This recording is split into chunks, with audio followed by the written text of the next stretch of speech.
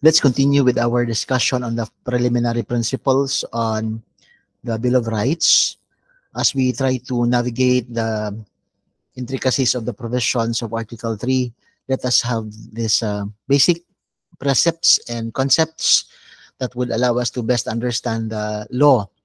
First up, on the matters of due process and equal protection and its implications as limitation to the three inherent powers of the state.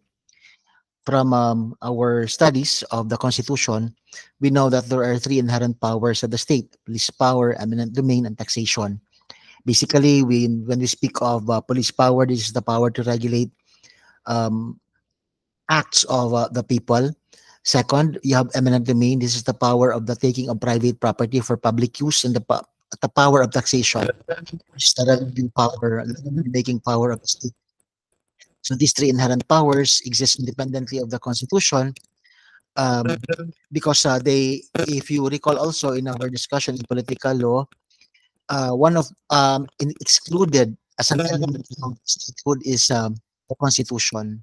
So meaning a state can exist even without a constitution, meaning the three inherent powers precede a constitution because it is the Constitution that limits inherent powers. Without the Constitution, of course, the state can still restrict human movement in police power. The state can still take private property for public use in eminent domain. And the state can still require payment of taxes. Though, without the Constitution, we would have learned from people, Republic versus Sandigan Bayan, that the state may even be tempted to violate human rights. No, recall that case of Republic versus Sandigan Bayan, that in the interregnum, the state posts its power or as authority to raid certain houses of known Marcos cronies, believes that there is no Bill of Rights protecting these people. So that's the tendency of the state. Without the Constitution, there's the danger of abuse of state authority. Okay, that is just an opinion, no? But that's a well-founded opinion. So the provisions found in the law relating to them do not grant authority to the government, but instead they restrict government power. That's the principle of auto-limitation. No? The principle of auto-limitation, together with the concept of sovereignty and constitutional supremacy. Now, first up is police power. The lazy definition would be me just saying that police power is undefinable, that police power is the least limitable, least controllable of the powers. No? But this is the power of the state to protect public welfare and public good. No? It is not capable of an exact definition, of course, according to jurisprudence, because this lack of definition would allow this power to be most pervasive. It could appear to be the power of taxation or power of eminent domain, but the end is the protection of liberty. Protection of general welfare, sacrificing personal liberties. For example, this power is plenary in character. Plenary meaning, as I said earlier, this could be exercised in various ways to take the semblance of taxation and even eminent domain. But the end is the protection of public health, public safety, morals, and the general welfare. So example, this case of samahan ng mga laagan or SMART, samahan ng mga progresibong kabataan versus Quezon City. And sir, stores who want to roam around the city, even at the wee hours of the night. But there's an ordinance required persons at certain ages to be out of the streets. This is the curfew for minors. According to the Supreme Court, under the state's legal system, minors have an inherent lack of discretion, are vulnerable. They have the lack of full rational capability and balancing the same against the state interests to protect their public their interests when necessary. The state can intrude into its freedoms enjoyed that way. Minors really do not have full freedom yet, no, because their lack of discretion makes them targets to abuses. No? So this compelling reason for the state to protect the youth, allows the exercise of police power to restrict and regulate beliefs amongst minors. You remember during the COVID pandemic, the state also exercised its police power when even prior to the law on allowing certain actions to protect the state from COVID. There were already state actions through the Department of Health, the Armed Forces, and the likes, controlling human mobility and state personal action. For example, the refusal of entry to people from countries where the COVID was prevalent. No? So we restricted entry of those from China and the likes. No? To refuse entry of persons who exhibit the flu-like symptoms. Diba? I mean, I remember ninyo during the pandemic, pinukunan kayo ng temperature, especially at the airport. No? Is restricted by quarantine. Sometimes the quarantine is personal, sometimes it's the entire barangay. Sometimes at the airport, you are quarantined when you are, in fact, detected to be with some flu-like symptoms. Curfew, of course, pag umabot na ng certain time of the night, nobody can roam around na except you if you are if you are upper, no, if you are authorized outside of your residence, no, like healthcare workers, policemen, barangay functionaries, and handsome able lawyers who are upper for certain reasons, no, protecting the lives and interests of their clients, no. Implementation of restrictions in the workplace, school, and certain gatherings, social distancing. Schools were required not to use air conditioning windows. Everybody were required to wear masks, alcohol sa entrance points of establishments like malls and the like, especially hospitals. And gatherings were also restricted as to attendance. Second power, by the way, this police power, I would rather say that, in fact, even without law, the state can exercise its police power. Remember, President, in the case of Marcos versus Manglapos, remember that case, that the President has unstated powers, that even those not stated under the Constitution, for as long as the intention of the President is to protect public welfare. Remember that case of Marcos versus Manglapos. Marcos was barred entry. His family was barred entry from the Philippines because there could be a possibility of political imbalance. During the time of Cory, early 90s to the late 80s, there were many coup d'etats, and Marcos has still a strong following with the armed forces and with the loyalists. No?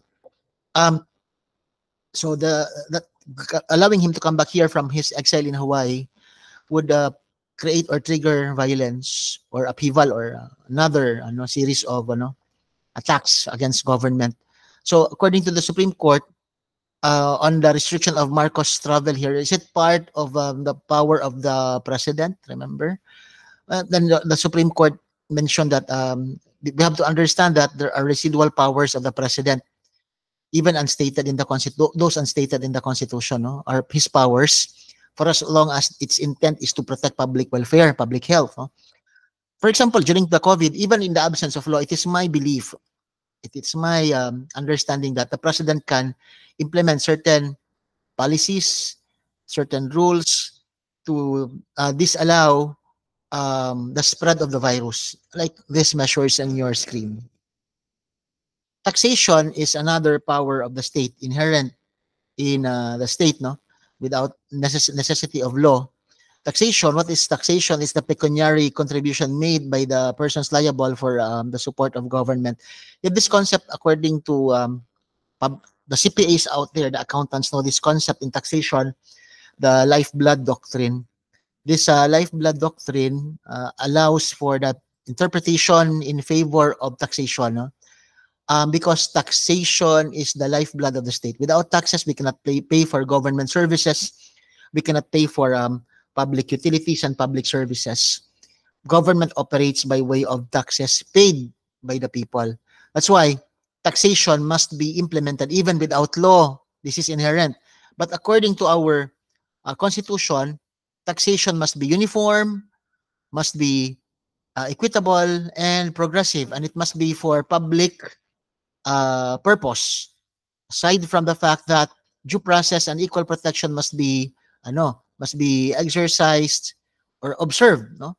So going back to these requirements of taxation, when you speak of taxation, taxation must be uniform, meaning those persons or things or subjects of taxation which are equally situated must be taxed the same. For example, if it's a tax on liquor, liquor must be taxed the same. Tax on hotels, hotels must be taxed the same. Tax on cigarettes must be taxed the same. They are taxes against them are uniform because they belong in the same category. That's what you call equality in taxation. No?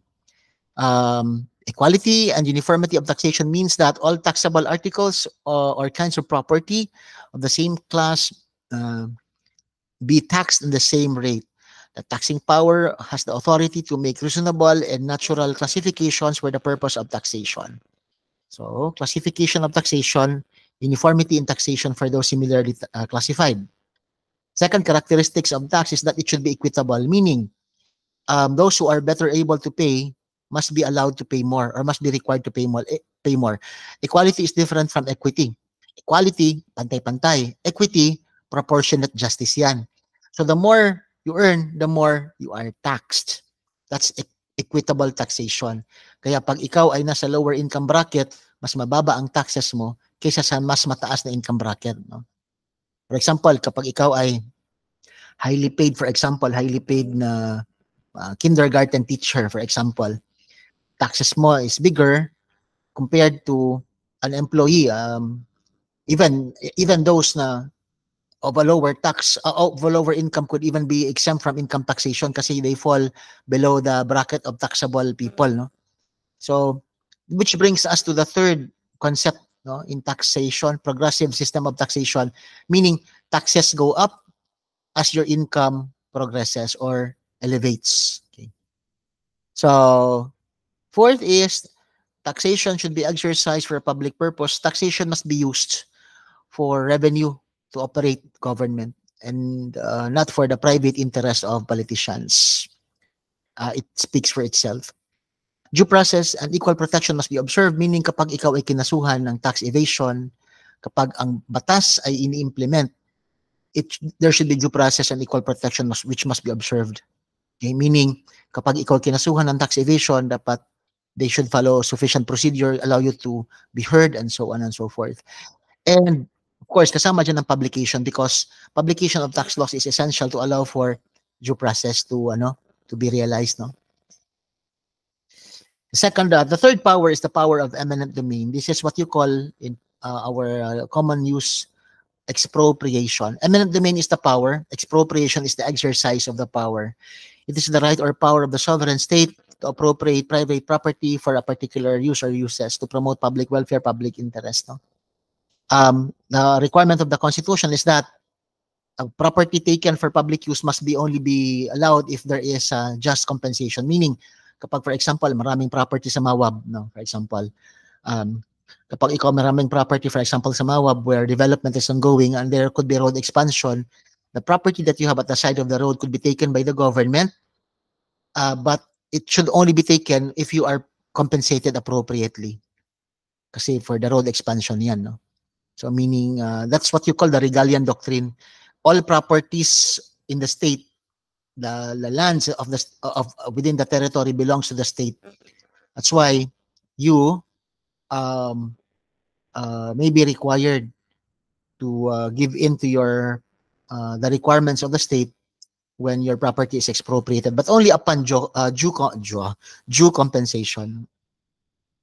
So who can exercise eminent domain? National government, Congress, President, LGUs, and public utilities. But itong sa President, I would like to submit that he has residual powers also, perhaps. But mostly in police power, not with the eminent domain. Okay. What is public use? Kasi public use, no, eminent domain. Dati kapag sinasabing public use, yung roads, it is used by everyone, literally the public. So when your property is expropriated, kasi gagawing part ng road expansion, that's public use. But what if, okay, what if your property is expropriated kasi ginamit siyang na relocation site ng mga informal settlers.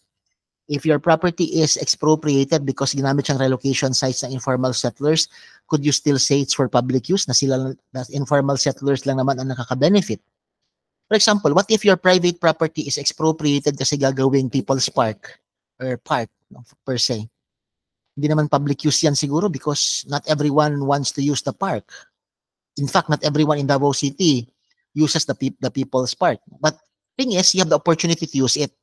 And in the end, the public benefits from, for example, relocation of informal settlers because from where they are taken from, property becomes useful for other more beneficial purposes for the public, like expansion of roads, the use of the property for commercial purposes, which would increase commerce and ultimately affecting economy, no, benefiting economy. Parks, not everybody may want to use of the parks, but it will distract people from the use of vices by promoting exercises or physical fitness, for example. And eventually, the public benefits. So, public use does not necessarily mean literal use of everyone. No?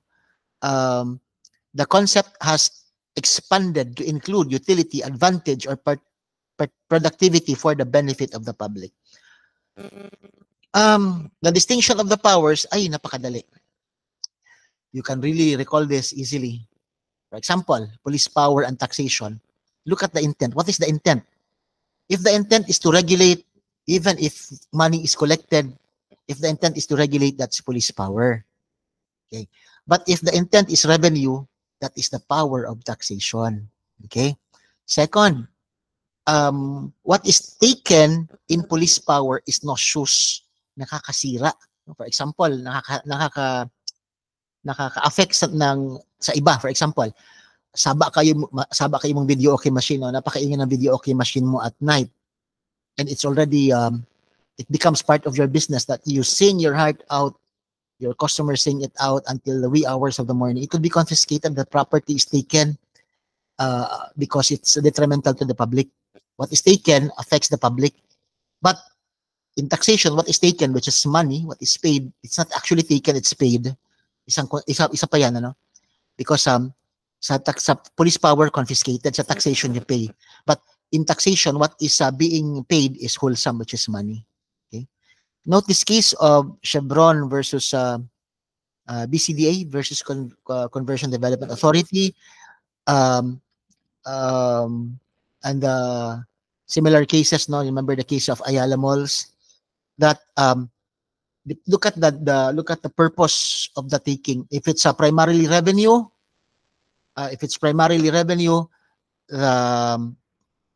the purpose is taxation. If it's regulation, it is police power, even if by incident you get revenue.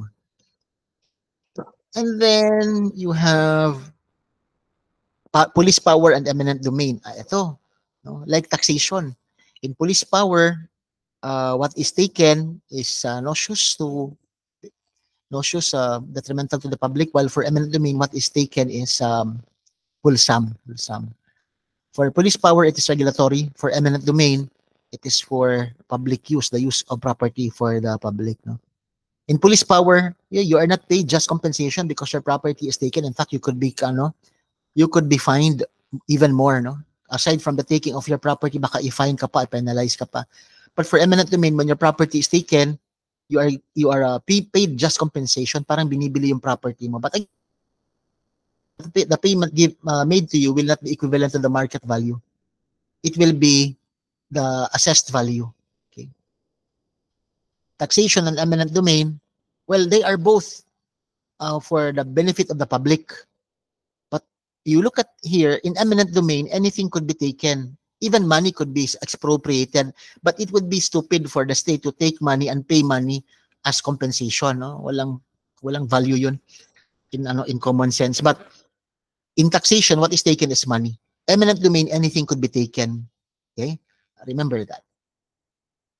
So, we proceed with this concept on the next video.